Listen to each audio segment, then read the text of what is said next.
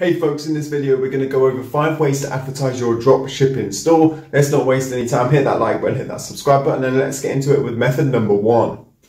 So method number 1 is Instagram post boosting. A boosted Instagram post is basically a normal post that you post yourself on Instagram and then you boost it to reach a larger audience. Now boosting is the same as advertising, but it's done automatically by the algorithm. What this means is that you are somewhat limited when it comes to boosting compared to Facebook ads. So rather than you selecting the targeted audience and the parameters of the marketing campaign, Instagram or Facebook in this case, pick the audience for you and it is automated. They automatically select the settings of the campaign and boost it to an audience that matches your current audience. This is why that the post boosting process works best for organic posts that are naturally doing quite well.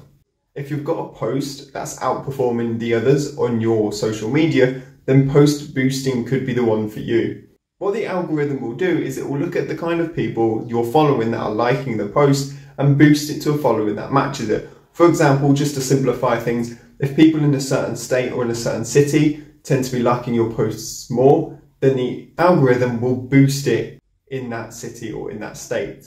It will try to match the current settings of your current following to then expand it. The benefit of post boosting is that it's very easy to do. You do it with a couple of clicks of a button and you can boost it for as little as a few dollars, and then you can increase the budget at any point as well. So I boosted a post on my Instagram theme page when it was a giveaway. So the giveaway was appealing to people because it was naturally doing well. People wanted to win items and products. So when I boosted that post, it matched the kind of audience that would engage with that post. The downside is that you have little control over the targeting parameters, so you can't target interests or anything like that like you could on Facebook ads. So that's something to bear in mind. Number 2 is influencer marketing. Now this is basically where you pay somebody to talk or post about your product or service or business on their social media page. Take Instagram for example. You can pay someone who will post your content or add a photo that you create. They will post that photo. Sometimes it's as a Instagram post, sometimes it's a story, but they will usually delete it after 24 hours unless you pay extra. The aim of this is that if an influencer, for example, has 100,000 followers and you're creating a post for that influencer to post, then potentially 100,000 people are seeing that post about your product, service or business. Now this does depend on engagement rates and you have to make sure that they don't have a fake following. A good influencer will have organic followers, so not fake, not paid for, and will have a good engagement rate. All this means is that their audience and their followers are liking and commenting on their content. This is key because good engagement will increase the overall range of the post. The more people who are engaging with it, the more people the algorithm will send that post out to. Now, the price of using Instagram influencers completely depends on the amount of following or subscribers and the engagement rate of that influencer. There are tools where you can check these. For example, Flanks, I think I've said that right, I'll put a link here, and Social Blade are both website tools that allow you to analyze any person's Instagram page. You'll be able to see the performance of their recent content, the reach of their content, and the engagement rate, so you can then compare before making a decision. In terms of finding a good influencer, you may come across one whilst browsing Instagram Explore. If you find a related hashtag that relates to your product, service or business, and you can see who's ranking on there and then reach out to them, or you could use a website to source an influencer. A popular one for this method is Heapsy. Again, I'll put a link here. If you think that you appeal to a younger audience or that your product or service would be showcased better in short form content, then you can go down the TikTok influencer route rather than Instagram. Same as if you think that your content would perform better on Twitter, then going down the Twitter influence route is probably a better option.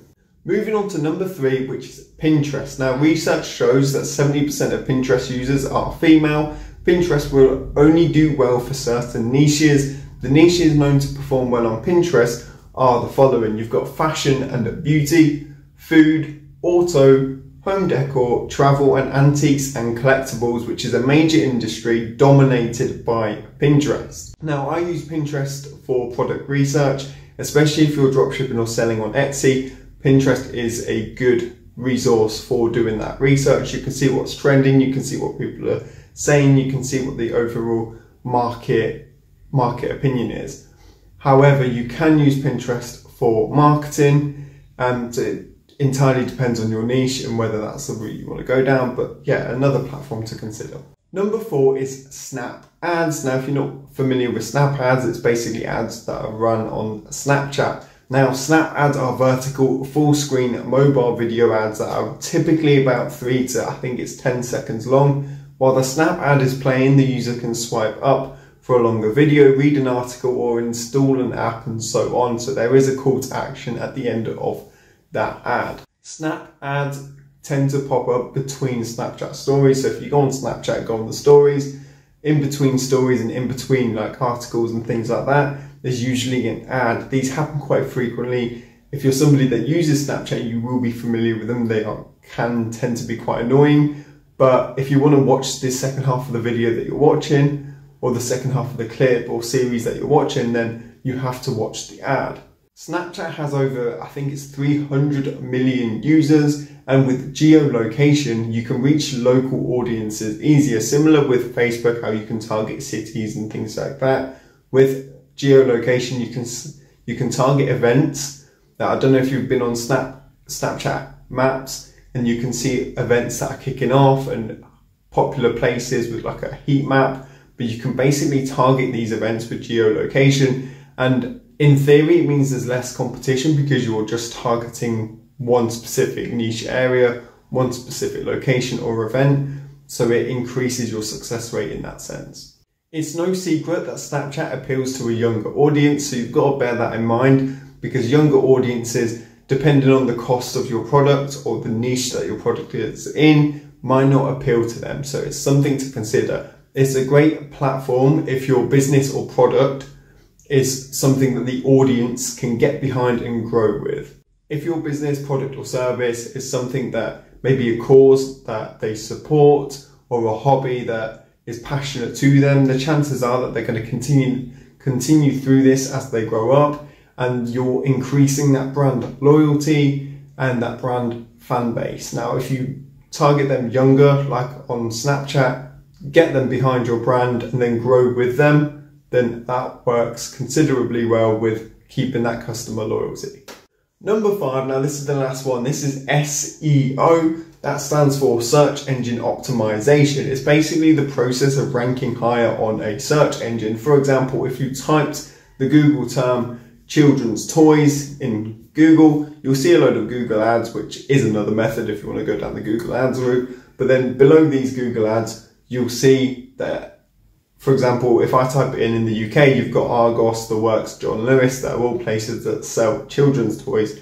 Now, these companies have paid to rank for these specific key terms. Now, this is something that you can do as well. The aim of SEO is to appear up on the search, appear up for certain keywords, certain niche keywords and key terms or phrases. Obviously, you want to niche it down because children's toys, you've got a lot of competition. If you did it for something like children's toys for kids aged 3 to 5, then you're niching it down. Educational toys for preschool children, for primary school children, you're niching it down even more.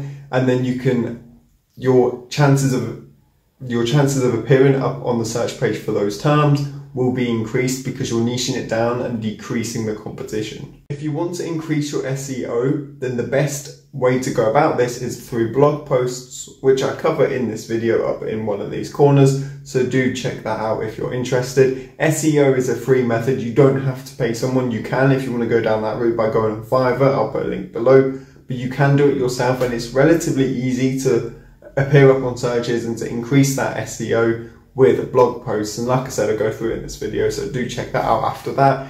But yeah, thanks ever so much for watching. Hope you learned something new. If you did, hit the like button, hit the subscribe button. It really helps out the channel because 99.2% of people who watch my videos aren't subscribed, which is absolutely insane because I post every week and I drop a lot of value. But yeah, thanks so much for watching, and I'll see you in the next one.